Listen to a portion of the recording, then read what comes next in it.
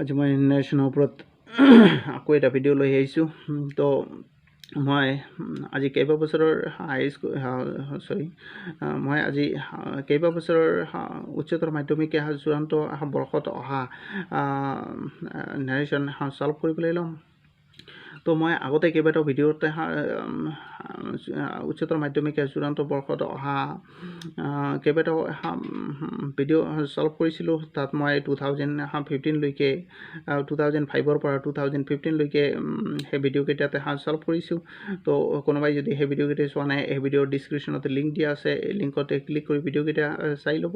আৰু তাৰ আগতে মই আকৌ এবাৰ অনুৰোধ কৰিম, যদি মোৰ চেনেলটো এতিয়াও কোনোবাই ছাবস্ক্ৰাইব কৰা নাই, মোৰ চেনেলটো ছাবস্ক্ৰাইব কৰি ল'ব আৰু বেল আইকনটো প্ৰেছ কৰি ৰাখিব, যাতে মই ইংৰাজী বিষয়ৰ ইংৰাজী গ্ৰামাৰ যিকোনো ভিডিঅ' আপলোড কৰাৰ লগে লগে সোনকালে নটিফিকেশ্যনটো পাই যায়। আৰু ইউটিউবত গৈ ৰ ইংলিছ লাৰ্ণিং একাডেমি চাৰ্চ কৰি প্লে'লিষ্টত গৈ মই নেৰেশ্যনৰ ওপৰতে প্ৰস্তুত কৰা ভিডিঅ'কেইটা চাই ল'ব। তাতে প্ৰতিটো চেণ্টেঞ্চৰ নেৰেশ্যন বিতংভাৱে আলোচনা কৰা আছে।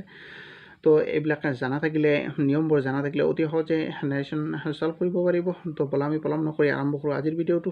আজিৰ ভিডিঅ'টোত মই প্ৰথমতে সলভ কৰিবলৈ ল'ম 2016তে কি নেৰেশ্যন পৰীক্ষাত আহিছিল। তো প্ৰথম এই নম্বৰত আহিছিল, how long do you have to wait for your train? The woman asked me about an hour, I replied. তো এইটো কি আছে ইয়াতে, এইটো কি আছে ৰিপৰ্টিং ভাৰ্ব আছে, আৰু এইটো ৰিপৰ্টেড স্পীচ আছে, আৰু ৰিপৰ্টেড স্পীচটো কি আছে, ৰিপৰ্টেড স্পীচটো ইণ্ট্ৰগেটিভ চেণ্টেঞ্চত আছে, আৰু পিছতো কি আছে এছাৰ্টিভ চেণ্টেঞ্চত আছে। তো আমাৰ কি কৰিব লাগিব, চেণ্টেঞ্চৰ অৰ্থ বুজিব লাগিব। How long do you have to wait for your train? তোমাৰ ট্ৰেইনৰ বাবে তুমি কিমান সময় অপেক্ষা কৰিব লাগিব, এনেকৈ কোনে কৈছিল? দ্য ওমেন আস্কড মি, মহিলাগৰাকীয়ে মোক সুধিছিল।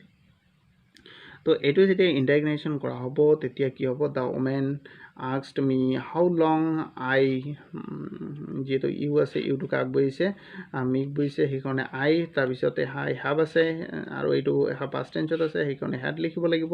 তাৰপিছত টু ৱেইট ফৰ, তাৰপিছত ইয়ৰটো কাক বহিছে, ইয়ৰটো বুজিছে মিক, ইয়ৰটো হ'ল পজিটিভ, মিৰ পজিটিভ কি হ'ব, মাই, তাৰপিছত ট্ৰেইন। তাৰপিছত about an hour, I replied, মই উত্তৰ দিছিলোঁ 1 ঘণ্টামান। তো একচুৱেলি ইয়াতে কি হ'ব লাগিছিল যে I have to wait for about an hour, প্ৰায় 1 ঘণ্টামান কি কৰিব লাগিব, অপেক্ষা কৰিব লাগিব। কিন্তু ইয়াত সংক্ষেপে লিখা হৈছে, কিন্তু ইনডাইৰেক্ট যেতিয়া কৰা হ'ব তেতিয়া কিন্তু ফুল চেণ্টেঞ্চটো লিখিব লাগিব। তেন্তে কি হ'ব, I replied that I had to wait about an hour, লিখি ফুল ষ্টপ, উদ্ধকমা উঠাই দি ফুল ষ্টপ দিব লাগিব। তাৰপিছত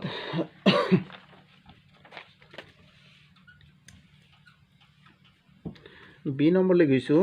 বি নম্বৰত দিয়া আছে, I asked Ranjan where Nima lived. Ranjan replied regretfully that he did not know. I asked Ranjan where Nima lived. অৰ্থ বুজিব লাগিব। মই ৰঞ্জনক সুধিছিলোঁ যে নিমা ক'ত বাস কৰিছিল। ৰঞ্জনে উত্তৰ দিছিল ৰিগ্ৰেটফুলি, অলপ কি মানে দুখ প্ৰকাশ কৰি, ডেট যে হি ডিড নট ন', তেওঁ জনা নাছিল। তো এইটো কি আছে, ইনডাইৰেক্ট নেৰেশ্যন আছে। কোন চেণ্টেঞ্চৰ ইনডাইৰেক্ট নেৰেশ্যন আছে? এইটো ইণ্ট্ৰগেটিভ চেণ্টেঞ্চৰ ইনডাইৰেক্ট নেৰেশ্যন আছে। তো এইটো যেতিয়া কৰা হ'ব, I say to Ranjan where does Nima live the question mark আৰু ইনভাৰ্টেড কমা এইখিনি ৰাখিব লাগিব। তাৰপিছত কি পিছৰখিনি কি আছে, আকৌ এছাৰ্টিভ চেণ্টেঞ্চত আছে, ডেট আছে যিহেতু। তো Ranjan replied regretfully that he did not know'. তো এইটো কি হ'ব, Ranjan replied comma invert comma start sorry, যিহেতু অনুতাপ মানে দুখ প্ৰকাশ কৰিছে, সেইকাৰণে কি চৰি লিখিব লাগিব, sorry the comma I don't know', full stop invert comma close. তাৰপিছত 2017 লৈ আহিছোঁ। 2017ত প্ৰথমতে আহিছিল, এই নম্বৰত আহিছিল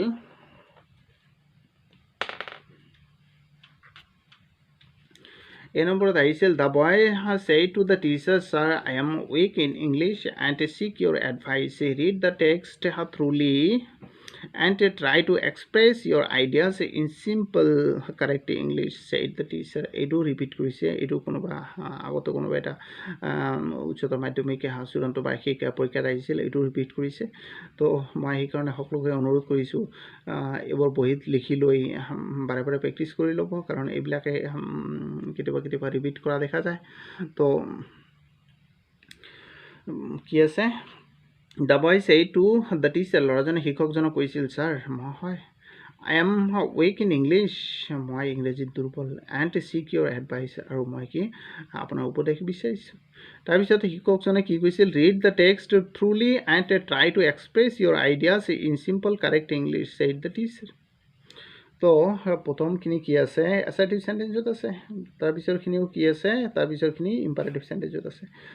তো যিহেতু ৰিড দি আৰম্ভ কৰা, মেইন ভাৰ্ব দি আৰম্ভ কৰা হৈছে, তো ইয়াতে কি আছে, দুটা সেন্টেন্স আছে, দুটা সেন্টেন্সৰ ডাইৰেকশ্যনৰ পৰা ইনডাইৰেকশ্যন কৰিব লাগিব। তো প্ৰথমটো কি আছে, the boy said to the teacher, sir, I am weak in English and seek your advice. তো এইটো যেতিয়া ইনডাইৰেকশ্যন কৰা হ'ব তেতিয়া কি হ'ব, দ্য বয় টল্ড, যিহেতু কি আছে এছাৰ্টিভ চেণ্টেঞ্চ আছে সেইকাৰণে সেইটোৰ পৰিৱৰ্তে টল্ড লিখা হৈছে, সেইটোৰ পৰিৱৰ্তে টল্ড লিখা হৈছে। দ্য বয় সেইটো আছে, টল্ড লিখা হ'ল, তাৰপিছত দ্য টিচাৰ, তাৰপিছত এছাৰ্টিভ চেণ্টেঞ্চত ডেট ব্যৱহাৰ কৰাৰ মাজত, তাৰপিছত আইটো কাক বুজিছে, ল'ৰাজনক বুজিছে সেইকাৰণে সি, তাৰপিছতে এম, আৰু এইটো পাষ্ট টেন্সত আছে, এইটো প্ৰেজেণ্ট টেন্সত আছে সেইকাৰণে ৱাজ হ'ল। উইক ইন ইংলিছ এণ্ড যিটো এইটো ব্লেক এটা চেণ্টেঞ্চ হৈ গ'ল সেইকাৰণে কি চিক আছে ভাৰ্বৰ প্ৰেজেণ্ট ফৰ্ম, ইয়াৰ পাষ্ট ফৰ্ম লিখিব লাগিব, যিহেতু পাষ্ট টেন্সত আছে ৰিপৰ্টিং ভাৰ্বটো, তেন্তে কি হ'ব শ্বৰ্ট। তাৰপিছত ইয়ৰটো কাক বুজিছে, টিচাৰক বুজিছে সেইকাৰণে কি হিজ, তাৰপিছত এডভাইচ। তাৰপিছত শিক্ষকজনে কি কৈছিল, the teacher asked him, the teacher said, মানে শিক্ষকজনে কৈছিল, তো কাক কৈছিল, ল'ৰাজনক কৈছিল, তো কি লিখিব লাগিব, দ্য টিচাৰ আস্কড হিম, তাৰপিছত ইম্পাৰেটিভ চেণ্টেঞ্চ যিহেতু সেইকাৰণে কি মাজত টু ব্যৱহাৰ কৰিব লাগিব। তাৰপিছত read the text thoroughly and try to express, ইয়াতে কি আছে, ট্ৰাই টু এক্সপ্ৰেছ ইয়ৰ আছে, ইয়ৰটো কাক বুজিছে, ল'ৰাজনক বুজিছে, ইয়ৰটো পজিটিভ, ল'ৰাজনক পজিটিভ কি হ'ব হিজ, তাৰপিছত ideas in simple correct English the কি কমা উঠে দি ফুল ষ্টপ দিব লাগিব।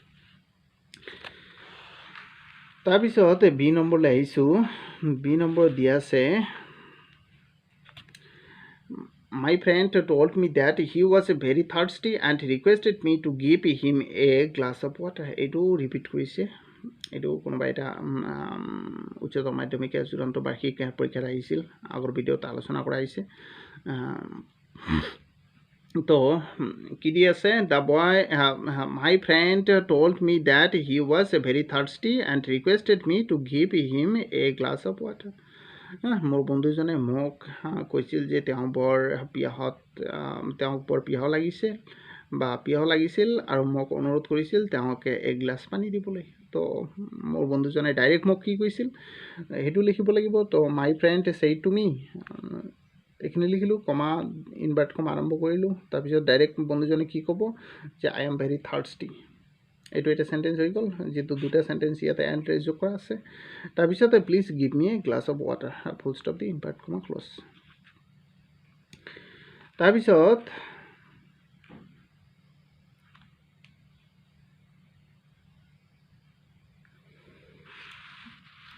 2018 লৈ গৈছোঁ। 2018ত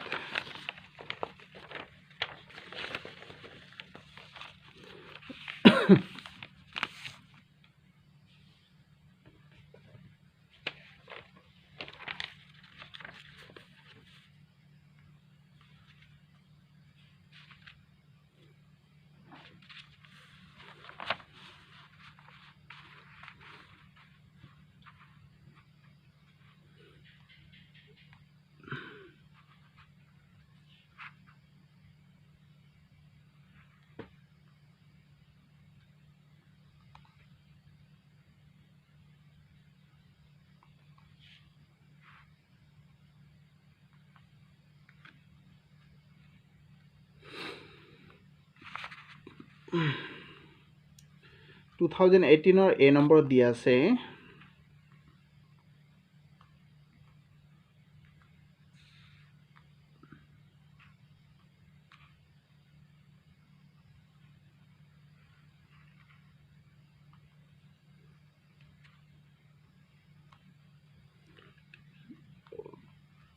2018 A নম্বৰ দিয়া আছে the speaker said I thank you ladies and gentlemen for giving me a hearing.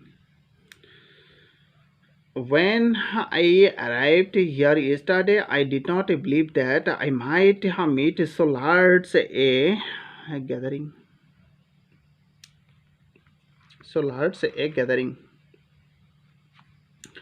তো এইটো যেতিয়া ইনডাইগনেশ্যন কৰা হ'ব ডাইগনেশ্যনত আছে কি আছে দ্য স্পীকাৰ ছেইড বক্তাজনে কৈছিল I thank you ladies and gentlemen for giving me a hearing তো এইটো যেতিয়া ইনডাইগনেশ্যন কৰা হ'ব তেতিয়া কি হ'ব addressing the audience as ladies and gentlemen মানে স্পীকাৰজনে কি কৰিছিল অডিয়েন্সখিনিক মানে দৰ্শকসকলক কি বুলি লেডিজ এণ্ড জেণ্টেলমেন বুলি সম্বোধন কৰি ঠিক আছে লেডিজ এণ্ড জেণ্টেলমেন বুলি সম্বোধন কৰি অডিয়েন্সসকলক লেডিজ এণ্ড জেণ্টেলমেন বুলি সম্বোধন কৰি স্পীকাৰজনে ধন্যবাদ জনাইছিল দ্য স্পীকাৰ থেংকড ধন্যবাদ জনাইছিল দ্য পিপল মানে মানুহখিনিক বা অডিয়েন্সখিনিক for giving him kind hearing.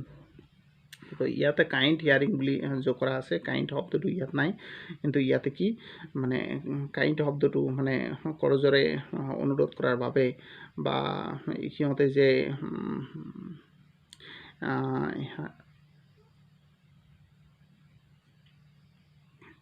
সিহঁতে যে ধৈৰ্য সহকাৰে সিহঁতে যে ধৈৰ্য সহকাৰে তেওঁৰ বক্তব্য শুনি আছিল সেইকাৰণে তেওঁ কি কাইণ্ড শব্দটো ব্যৱহাৰ কৰিছে ইয়াতে কাইণ্ড শব্দটো ব্যৱহাৰ কৰা হৈছে addressing the audience as ladies and gentlemen the speaker thanked the people for giving him a kind hearing এইখিনি ইয়ালৈকে হ'ল তাৰপিছত when I arrived here yesterday তাৰপিছত he also said তেওঁ আকৌ কৈছিল কি কৈছিল he also said তেওঁ আকৌ কৈছিল কি কৈছিল যে when I arrived here yesterday that যেটো assertive sentence আছে সেইকাৰণে that ইউজ কৰিব লাগিব when he আইটো কাক কৈছে স্পীকাৰজনক কৈছে সেইকাৰণে he তাৰপিছত had ব্যৱহাৰ কৰা হ'ল যেটো কি আছে ৰিপৰ্টিং ভাৰ্বটো পাষ্ট টেন্সত আছে এৰাইভড আছে আৰু সেইড আছে এইটো পাষ্ট টেন্সত আছে ৰিপৰ্টিং ভাৰ্বটো পাষ্ট টেন্সত আছে সেইড আছে আৰু ৰিপৰ্টেড স্পীচটো কি আছে এৰাইভড পাষ্ট টেন্সত আছে সেইকাৰণে পাষ্ট পাৰফেক্ট টেন্সত লিখিব লাগিব when he had arrived তাৰপিছত হিয়াৰ আছে দিয়াৰ লিখিব লাগিব হিয়াৰ আছে যেটো ডাইগনেশ্যন সেইকাৰণে দিয়াৰ লিখিব লাগিব তাৰপিছতে ইয়েষ্টাৰডে আছে ইয়েষ্টাৰডে পৰিৱৰ্তে কি লিখিব লাগিব দা ডে বিফৰ লিখিব লাগিব তাৰপিছত আকৌ এটা সেন্টেন্স যোগ কৰা আছে I did not believe that I might meet so large a gathering তো ইয়াতে কি হ'ব আইটো কাক বহিছে স্পীকাৰজনক বহিছে সেইকাৰণে হি হ'ল তাৰপিছত স্পীকাৰজনক বহিছে সেইকাৰণে কি হ'ল হি হ'ল তাৰপিছত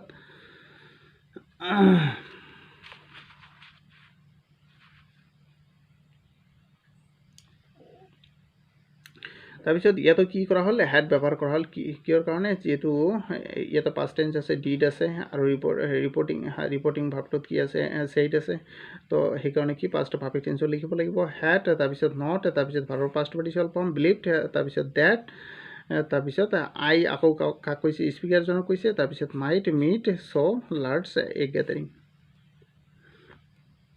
তাৰপিছত বি নম্বৰলৈ আহিছোঁ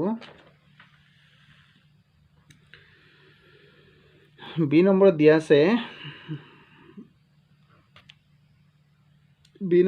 আছে his mother exclaimed in sorrow that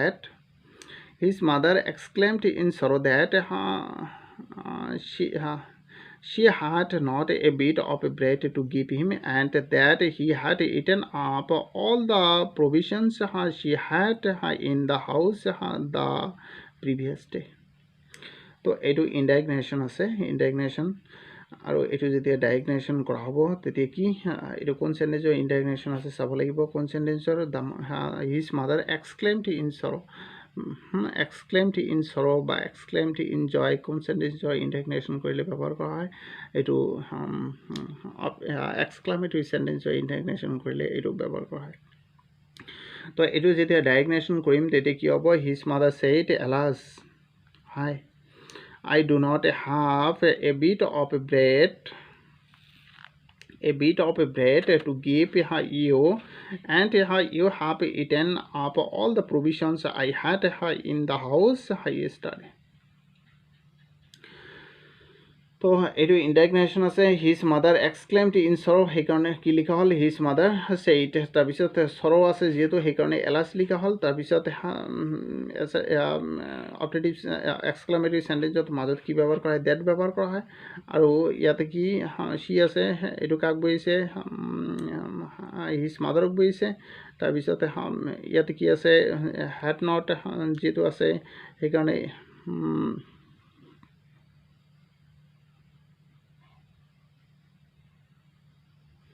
যেহেতু কি আছে আই ডু নট হ্যাভ আছে সেইকাৰণে হ্যাড হ'ল তাৰপিছত a little sorry a bit of a bread to give ইউটো কাক বুজিছে ইউটো কাক বুজিছে মানে তেওঁ ল'ৰাক বুজিছে এণ্ড ইউ হাফ ইটেন এই ইউটো কাক বুজিছে তাক তাৰ ল'ৰাক বুজিছে আৰু তাত হ্যাড আছে সেইকাৰণে হ্যাভ বহিল তাৰপিছতে eaten up all the provisions I had in the house আইটো কাক বুজিছে হিজ মাদাৰক বুজিছে ইন দ্য হাউচ তাৰপিছত দ্য প্ৰিভিয়াছ ডে আছে সেইকাৰণে কি ষ্টাৰ্টে থাকিলে দ্য প্ৰিভিয়াছ ডে নাইবা দ্য ডে বিফৰ বহে